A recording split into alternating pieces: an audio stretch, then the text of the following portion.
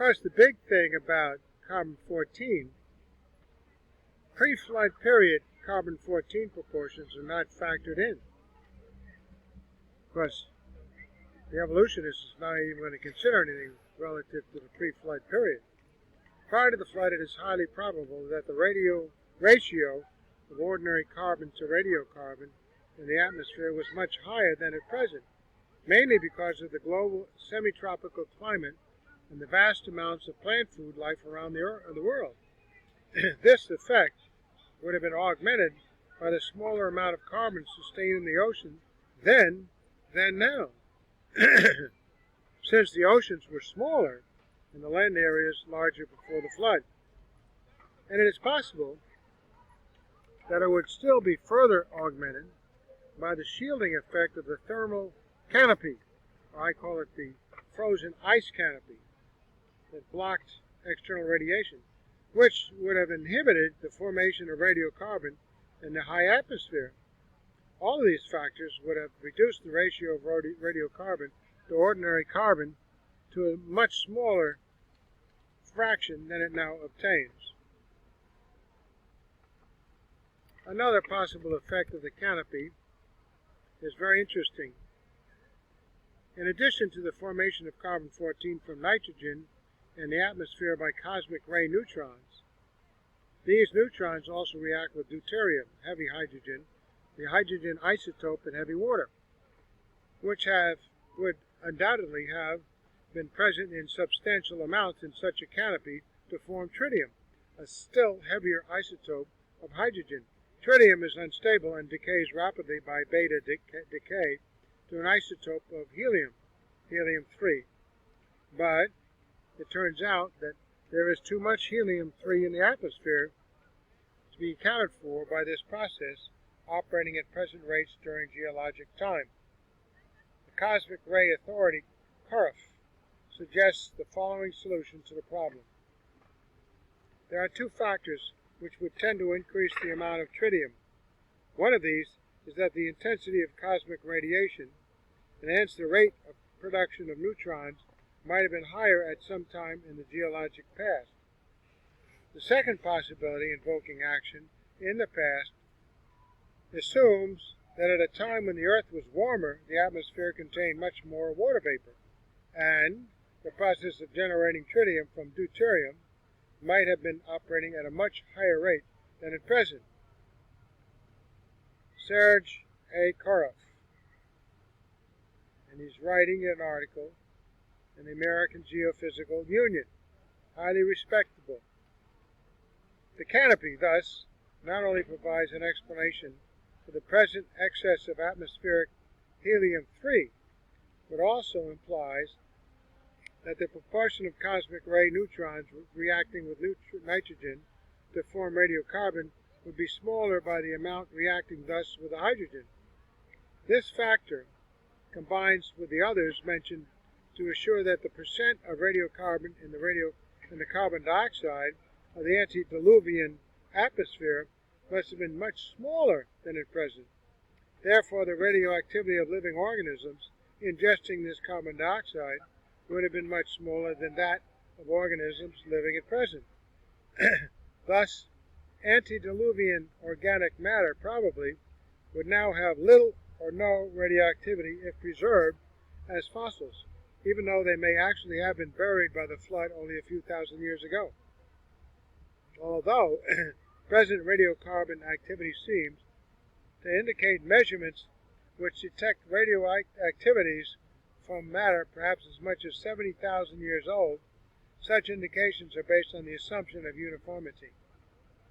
This stricture is considered quite serious by G.N. Plass, who is a specialist in investigations dealing with atmospheric carbon dioxide. All calculations of radiocarbon dates have been made on the assumption that the amount of atmospheric carbon dioxide has remained constant. If the theory presented here of carbon dioxide variations in the atmosphere is correct, then the reduction of carbon dioxide amount at the same time of the last glaciation means that all radiocarbon dates for events before the recession of the glaciers are in question. Gilbert Plass, American scientist.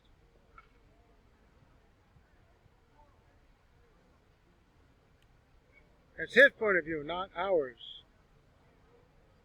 Point 4, post-flood period carbon-14 proportions dramatically higher. With respect to plants and animals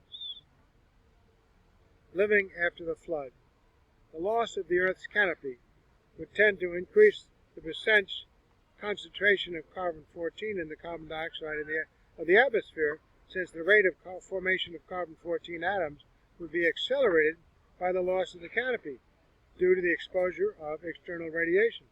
On the other hand, the influx of carbon into the atmosphere from the intense volcanism during and after the deluge period must have greatly augmented the carbon dioxide content of the atmosphere and oceans as well, probably more than offsetting the increase in C14 at least for some time.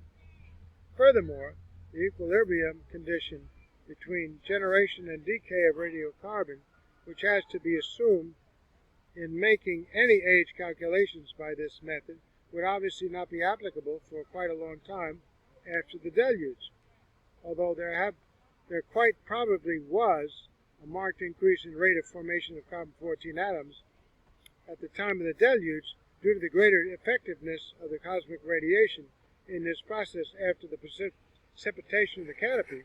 It would necessarily have taken many years for the amount of radiocarbon to have built up a reservoir of such size that the numbers of atoms being created and dissipated were equal. And this would mean that organisms living in these early years and centuries after the flood would have received a proportionately smaller amount of radiocarbon in their systems than those living in later times, especially in the few hundred years immediately after the flood, during the time when mixing of the atmospheric,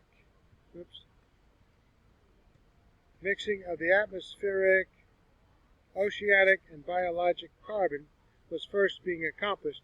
Would this be true? In his definitive book on the subject, Libby says, if one were to imagine that the cosmic radiation has been turned off until a short while ago, the enormous amount of radiocarbon necessary to the equilibrium state would not have been manufactured, and the specific radioactivity of living matter would be much less than the rate of production calculated from neutron intensity. W.F. Libby, Radiocarbon Dating. The obvious conclusion is that plants and animals living in the early centuries after the flood would have much less radioactivity than would be assumed on the basis of present rates, and therefore would appear to be older than they are. The specific radioactivity increased as time went on, approaching the present equilibrium rates. That is why radiocarbon dates for the last 4,000 years seem to show a generally good correlation with historically verified chronology, although there are many discrepancies and a large margin of error the farther back in time comparisons are made. But for earlier dates, the specific radioactivity in the terrestrial environment becomes progressively smaller as one goes back in time. Therefore, when material older than, say, about 4,000 years is analyzed now for radiocarbon, it would certainly be found that the activity was low, and if the age were then calculated on the basis of present equilibrium conditions and rates, it would necessarily be measured to be too old, with the amount of error increasing progressively with the age of the material. Therefore, the deluge and associated events adequately explain the data from carbon-14 studies, accounting for the agreement with historically dated recent events, but at the same time indicating that the earlier unverified datings must be too high, as one would infer from the biblical accounts. Consequently, all of the more important of the data from radioactivity methods of geochronometry harmonize perfectly with the biblical records and inferences associated with the creation and the flood.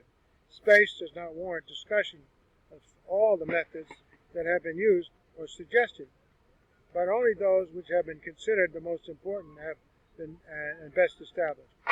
It would be possible, by similar analyses, to show the essential harmony of the data from these and other subsidiary methods, the Ionian method, the Varv chronologies, the thermoluminescence, and so on, with the biblically established facts of genuine recent creation and universal deluge.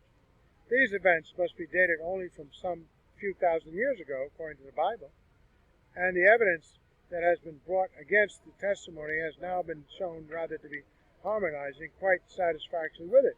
In fact, it would seem highly probable that no method of geochronometry could be devised that would permit determination of dates earlier than the flood, since all such processes, whether geological or meteorological, would almost certainly have been profoundly disturbed and altered by the events of that global cataclysm.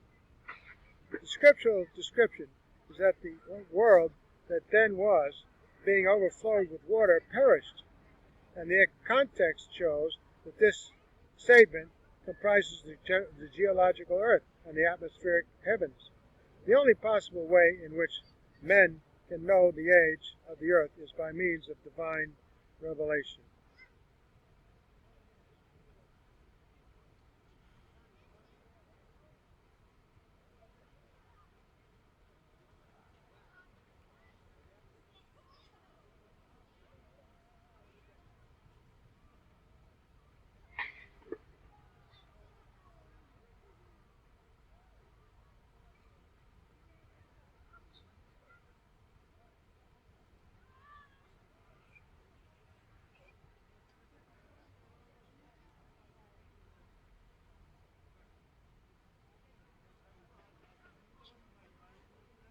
Well, let's go on to the next one. I just took a look.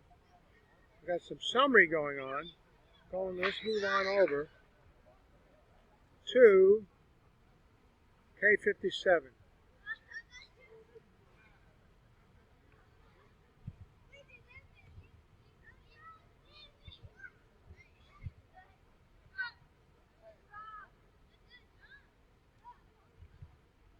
There's so much information here, and all of it is on the sides of the biblical data. There's no contest here, just none. That's why often when you start mentioning the biblical data or catastrophism or worldwide flood, they shut you down really quickly. Conclusions. Radioactive dating methods. Unreliable data. Stephen Austin. Everyone has heard about the great ages claimed by evolutionists for the Earth's rocks. This is particularly true of Grand Canyon rocks.